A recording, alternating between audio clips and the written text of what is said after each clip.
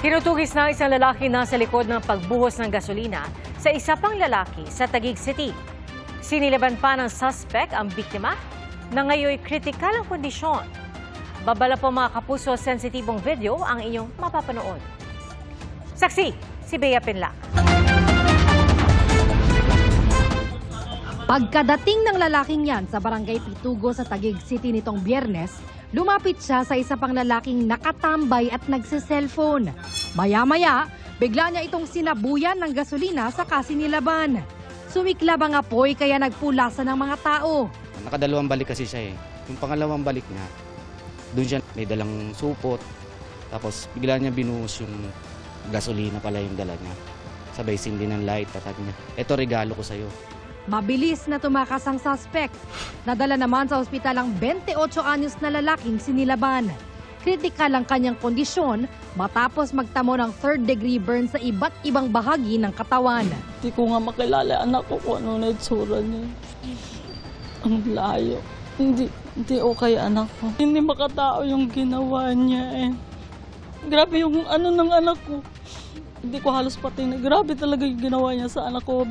Nadamay rin pati ang babaeng naglalaba lang sa tabi ng kalsada. Nagtamo siya ng first-degree burn sa parehong binti. Buti na lang yung mga linalabhan ko, yun yung nadampot ko para maapula yung apoy ko sa akin. Mga nanginginig na yung mga anak ko eh. Nakita nila akong inaapoy.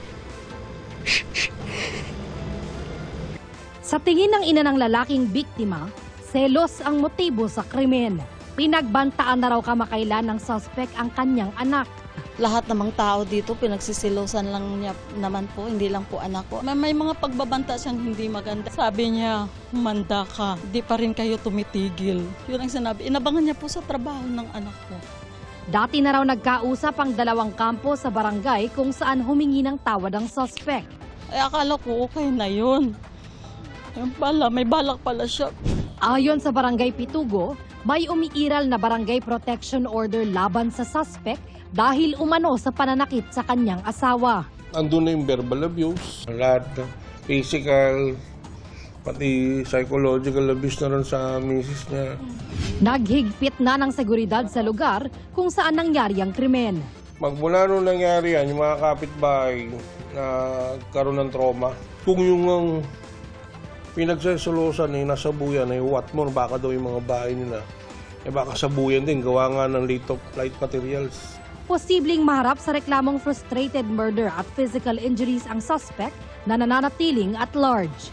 Para sa GMA Integrated News, Bea Pinlac ang inyong saksi. Mga kapuso, maging una sa saksi. Mag-subscribe sa GMA Integrated News sa YouTube para sa iba't ibang balita.